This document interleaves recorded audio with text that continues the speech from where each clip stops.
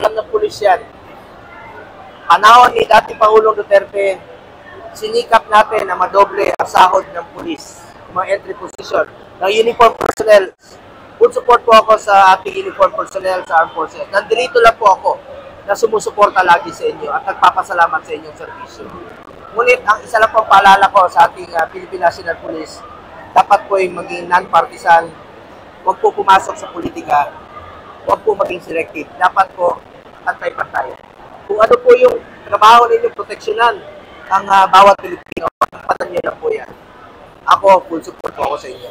Pagtatanggol tayo ng taong bayan, with or without security, magsiservisyo po ako at magtatrabaho po ako para sa Pilipinas. Sanay po ako dyan. Kahapon no, nagdinig kami sa Senado, ukol dun sa inilipat na pondo ng PhilHealth to National Treasury. At na-discover natin na ang daming pera po ng PhilHealth. Ang sabi ko sa PhilHealth, gamitin niyo po yan sa mga mahirap. Katulad ngayon dito, ang daming lumalapit sa amin. Kailangan po ng tulong sa pagpapa-hospital, walang pambayad. Eh ngayon, meron pa palang 500 billion na reserve fund ng PhilHealth.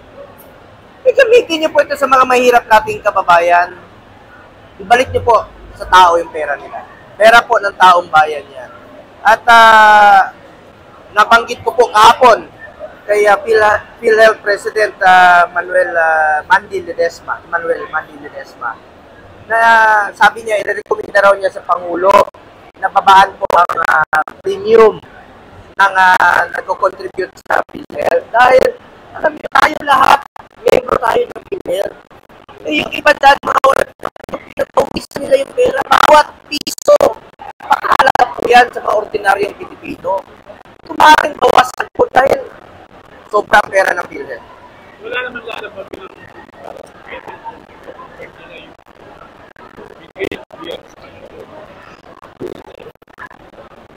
meron naman tayong sinusunod po.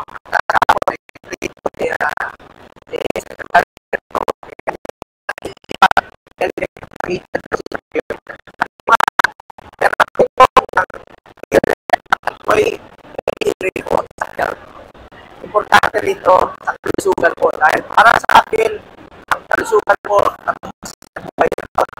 Sana sa Philhealth din, Senator Arnie Calado from Philippines.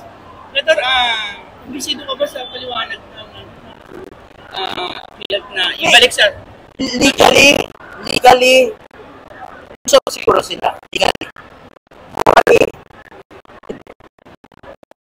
po ito ng PhilHealth. Dapat po sa health din po gamitin. Kailangan bang patayin?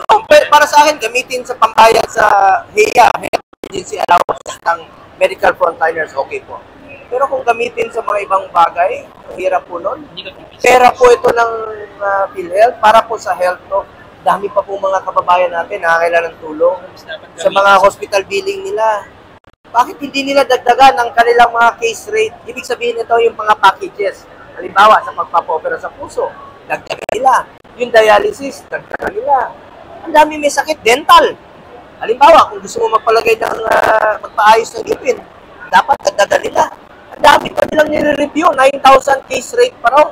Hindi pa nila na-implement. Andyan yung pera. Huwag niyong patulogin yung pera. Kailangan po ng mga kababayan natin yung servisyo. Go ahead. Sa PhilHealth, nagbigay din po ng deadline ng DOH regarding po by October, regarding po sa health emergency allowance. Napupush ba ito? Mapantayan ko po ito. Dahil ang nag-implement, sabi ni Secretary Recto, binigay na po niya yung pondo sa DBM at sa DOH, no? At mapantayan po natin ito dahil dapat i-reconcile nila yung records nila. Marami pang hindi nakakatanggap ng HEA. Ibigay po ito sa mga health workers natin. Pinaghirapan po ito. Services rendered po ito. Buwan-buwan ko pong susubaybayan ito. Buwan-buwan ko pong susubaybayan. Mabantayan ko po ito hanggang tapos yung kanilang obligasyon na bayaran po ang mga HEA ng mga health workers natin na nagsakripisyo sa panahon ng pandemya. October na po deadline na sabi niya. Ano po ang maapilan niyo po sa PNP? Pagtanggal po sa inyo ng police security. Ako naman po, walang problema sa akin. Sanay naman tayong maglakad mag-isa. Ako po ay naniniwala na andyan naman po ang taong bayan. Alam ko pagtatanggol tayo ng taong bayan. With or without security, magsiservisyo po ako at magtatrabaho po ako para sa Pilipinas. Sanay po ako dyan. Umabot na po ako sa lahat ng sulok ng Pilipinas. Inabot ko na po. Hindi ka naman sinabi Magtatrabaho po ako. Wala pong magbabago sa aking trabaho.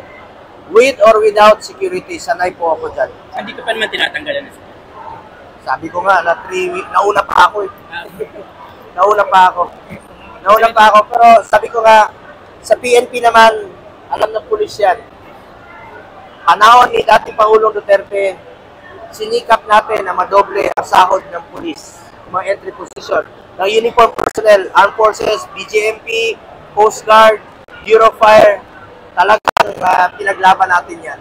Dahil kayo po ang nagsasakripisyo at nagsiservisyo para labanan ng kriminalidad. Kaya ako, full support po ako sa pulis. Full support po ako sa ating uniform personnel sa armed forces. Nandito lang po ako na sumusuporta lagi sa inyo at nagpapasalamat sa inyong serbisyo. Ngunit, ang isa lang pong paalala ko sa ating Philippine National Police, dapat po ay maging non-partisan, huwag po pumasok sa politika, huwag po maging selective. Dapat po, pantay-pantay. Kung ano po yung trabaho ninyo proteksyonan ang bawat Pilipino, patan nyo lang po yan. Ako, full support po ako sa inyo.